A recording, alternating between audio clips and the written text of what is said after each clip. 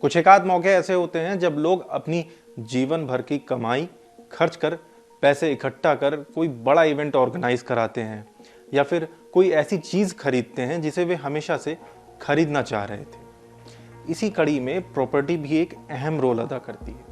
लोग अक्सर ज़मीन या फिर अपना घर खरीदने के लिए अपनी ज़िंदगी भर की कमाई लगा देते हैं, लेकिन कई बार देखा गया है कि ज़मीन पर अवैध कब्जा हो जाता है।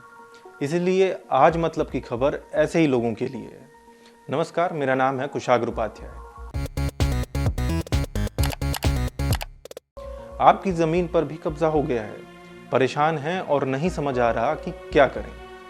इस तरह के मामले पिछले कुछ सालों में काफ़ी ज़्यादा बढ़े हैं और कई मामले आज तक कोर्ट में लंबित भी हैं, जिनका कोई हल नहीं निकल पाया है। अब मान लीजिए आपके भी किसी दोस्त या रिश्तेदार के साथ भी ऐसा होता है या आप ही के साथ ऐसा हो जाता है, तो आपको उन्हें कुछ चीज़ें बतानी चाहिए जो आज हम आपको बताने जा रहे हैं। जैसे कि मान लीजिए कि ज़मीन पर कब्जा होने की स्थिति में आपको क्या करना चाहिए और कानून क्या कहता है। सबसे पहले इसे जान लेते हैं।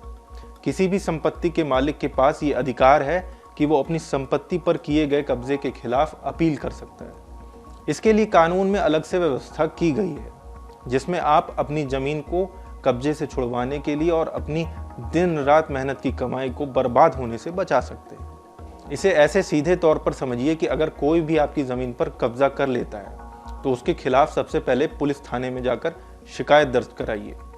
सभी लोगों को ऐसे मामलों में FIR दर्ज कराने का अधिकार है। IPC सेक्शन 420 के तहत ऐसे मामलों में केस दर्ज भी कर लिया जाता है। इसी के साथ एक और बात, अगर किसी ने आपकी ज़मीन या फिर संपत्ति के फर्जी दस्तावेज बनाए हैं तो ये भी जाहिर है कि ये भी एक क्राइम ही है। ऐसे शख्स के खिलाफ भी आप IPC सेक्शन 467 के तहत केस दर्ज करा सकते हैं। इतना ही नहीं, कोई आपकी ज़मीन को बेच देता है तो उसके खिलाफ भी कानूनी कार्रवाई की जा सकती है। ऐसे मामलों में अगर पुलिस आपकी मदद नहीं करती है तो आप डायरेक्ट कोर्ट में भी जा सकते हैं। आपको कोर्ट में सभी दस्तावेज अपने देने होंगे और आरोपी के खिलाफ शिकायत करनी होगी। कोर्ट में इस बात की जांच की जाएगी कि आप ही संपत्ति के असली मालिक हैं या नहीं। उसके बाद आगे की कार्रवाई होगी। इसके बाद सब ठीक पाया गया तो फैसला आपके हक में आ सकता है। ऐसा करने वाले को जेल भी हो सकती है और जुर्माना भी लगाया जा सकता है।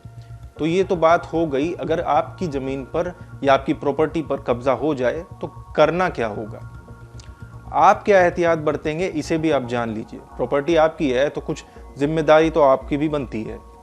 उसके लिए सबसे कॉमन और सबसे सिंपल है, आप चार दीवारी का निर्माण करा सकते हैं। ये किया भी जाना चाहिए। इसके अलावा आप प्रॉपर्टी की देखरेख करने के लिए भी खुद जा सकते हैं। हालांकि ये हमेशा तो नहीं हो सकता, लेकिन अवैध कब्जे से बचने के लिए एक अच्छा तरीका है, खास तौर पर उन लोगों के लिए जो एक शहर से दूसरे शहर जाकर प्रॉपर्टी ले रहे हैं। एक और काम आप कर सकते हैं ये कि वार्निंग साइन बोर्ड लगाएं।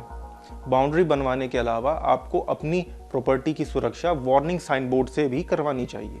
साइन बोर्ड पर साफ लिखा होना चाहिए कि आपकी निजी संपत्ति है और ट्रेस पास करने वालों के खिलाफ कार्रवाई की जाएगी।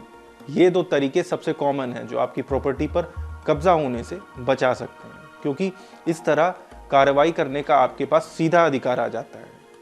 तो फिलहाल इसी के साथ आज के लिए इतना ही। कैसा लगा हमारा ये वीडियो कमेंट करके हमें ज़रूर बताएं और सब्सक्राइब करें हमारे डिजिटल प्लेटफॉर्म टेली लाइन को।